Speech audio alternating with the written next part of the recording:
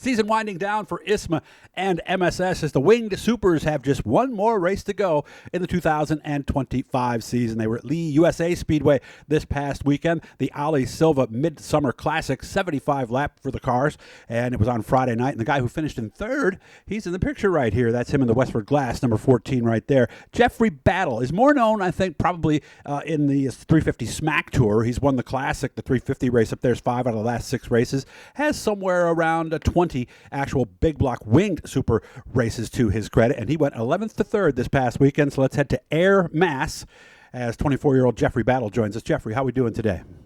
Good. How are you? Doing very well. So 11th to 3rd, sounded like we had a pretty good car. Did we kind of fall behind early, or was the car just that much better when we got to the big race? No, it was. We qualified pretty decent, and then we made sure we just made the top 6 for the redraw during the heat race, and we did. And they do it off a pill draw, and unfortunately, we pulled an 11. So it's kind of how we ended up there. Okay. Sounds like it was quite a battle up front. While that was going on, where were you? You started on the inside. Did you stay there pretty much, or were you working wherever you had to get through the field? We picked some guys off on the inside, and then we got some guys on the outside when we could, and we had a lot of restarts. Unfortunately, to the point we actually had to refuel during the race, but we gained some spots during restarts as well, and kind of just actually was an overall good race for us. The picture we're looking, you're going around Trent Stevens. Where about was that? Do you remember that pass and where you were at that moment? Yeah, and we actually were able to get on the outside of Trent going in the turn 1 and 2, and I think we had him going into 3 and 4 at that point. I think that was for 3rd spot. 3rd, okay. So there's your podium right there. This is the pass that got it right there. So Lee USA, for those of you who do, I know a lot of guys do iRacing, one of the more popular tracks on there. Describe it. Is it a paper clip? Is one end tighter than the other? What is it like to get around Lee USA Speedway? Yeah, 1 and 2 is definitely a little bit more of a paperclip style versus 3 and 4, where it's a lot more of a sweeping corner. Lee's kind of a trickier track where the asphalt's so abrasive and coarse. You actually have you don't have good traction there at all. So you think you want to tighten the car up a lot, but it's almost like it's a tight entry track where the car don't turn that good on entry into the middle. So there's a fine line there on how much to tighten the car up, and definitely one of the more trickier tracks that we race at.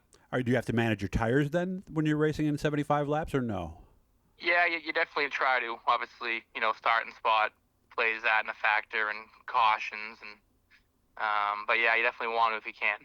Well, a lot of times when I talk to somebody who goes 11th to 3rd, they have to use their tires up a little bit early. Did you have to do that, and were your tires still pretty good there at the end? Yeah, I was. We were pretty loose at the end, but okay. I was going as cautiously aggressive as I could. Once I started to feel the tires slip, I tried not to burn them up any harder than I needed to. Just try to keep picking them off as we move forward, and like I said, be as cautiously aggressive as I needed to be. When did it start to slip a little bit? To be honest with you, the tight into the center and through the center kind of was hurting me off too, because you get so much wheel into the car, and then you pick up the throttle, you actually get loose off. So It kind of wasn't, it kind of was hurting us as far as the drive off. So obviously towards the end too, when we got in somewhat of clean air behind Ordway and Schulich, we run like a generic Valley wing, 2-element wing, and when I was behind them, the car was so loose, and I kind of needed to have that long run speed. We were all right once we kind of got all single filed out, and I felt like we were pretty good then. But at the end of that race, with only a handful of laps after we went green again, it was tough. And as you can see from the picture, Trent Stevens has one of the 3-tier. Do they drive differently? Like if somebody didn't tell you what was on there, could you tell? Do they drive that much differently? Yeah, I drove one for Howie Lane a few years ago, and I remember actually going down the front chute, and you can actually almost like feel like the vacuum, like almost like pick your helmet up a little bit. So from the driver's standpoint, yeah, I think they got really good traction. And if you're on the other side of the fence, like we were racing behind them, it can be very difficult, to be honest with you. It definitely upsets the car quite a bit. Is it as simple as the 2-tier is maybe faster at the end of the straightaway and maybe the 3-tier is better coming out, or am I oversimplifying it? Well, there's definitely a lot to it. I mean, like ISMA they have a gear rule. We were nowhere near even close to the gear rule, just because, for one, we don't want to burn the tires up, and if you have a big wing like that, when you get tons of traction, now you can run the gear rule. It's definitely a good combination if you have that ability to do that. But for us, we kind of managed the best we could do with our wing program. Okay. And of course, he'll be at Oswego Speedway because he has won 5 of the last 350 Super Classic races. Are you going to be there with the big block as well at Oswego? Yeah, that's the plan. Yep, we're gonna run actually Oxford, Maine next week, and then we're gonna get transition to go to Oswego for the following weekend. Mm-hmm. Do you have a lot of tail wing experience in the big block, or is it mostly with the big wing on top? No, just practice alone, and then then we unfortunately we blew up in practice on Friday last year at Oswego, so we never even really got the opportunity to see what it's like in dirty air, and race experience. Okay. Told me you started, what was it, like a loaner ride, something called an Ironman, a Pontiac Grand Prix, kind of almost like a pure stock kind of car? Yeah, you could say that. Yeah, my cousin James Whitcomb had a Pontiac Grand Prix 2.6-liter front-wheel drive car that I rented off of him.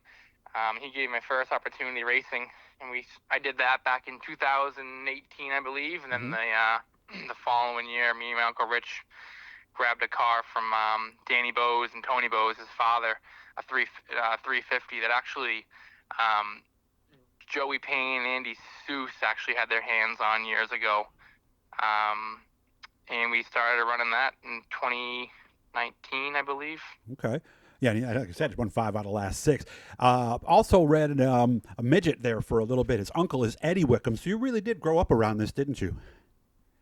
Yeah, definitely did. Obviously, Uncle Eddie, Richard. Without them, I probably would never really get a good opportunity, especially not have the backing, with the mechanical end of the support they provide to me. I mean, they get a lot of knowledge. They teach me a lot. That goes a huge way, especially nowadays, where you had a bunch of money, you can go rent a ride. That's one thing, but it's tough for someone like me. I'm not really in a position to be going to rent rides. No, can get expensive, especially if something goes wrong. Got about 2 minutes left. Yeah. Tell me about your life away from racing. What do you do in Massachusetts? Honestly, I've been very busy with racing. Honestly, overall, I run a modified back here at home too. Oh, cool. Like a tour type modified. So between that and the small block and the big block, it's been a very busy summer. Even all the way from here on out till October 18th. October 18th will be the next weekend I really have off. Okay. Are you a professional race car driver then? Oh God, no. No. Okay. I wish, but. Oh, someday. Okay. Yeah, it's just it's a hobby. Do it all on the weekends and work on the cars during the weekdays. Work full time during the days. What do you do? So I do. I work at Westford Glass. My father owns a company. We do windshields, and heavy equipment, house windows, shower doors, storefronts, like in commercial buildings. Pretty much anything glass you can think of, we get involved with. Nice. So now you guys know a little bit more about him. And again, he finished in 3rd. And for those of you in the Oswego area, you'll be able to see him up at the Classic. The 350 has the same number on it and everything? Yep, number 14, just white. Why is it 14? Just out of curiosity. 30 seconds. Why 14? It was my Uncle Richard's first number, and that's what we ran with. Very nice. Well, it's good to talk to you, man. Nice job. And again, guys, make sure to keep coming here to ISMASupers.com for more interviews. We got the top 3 from this week. We did this one on Sunday. We saved it till a little bit later in the week. We got to the first couple of guys first. But, Jeffrey, I wish you all the best. Hopefully you and I will get a chance to chat again someday soon. Yeah, thank you, and thanks for having me.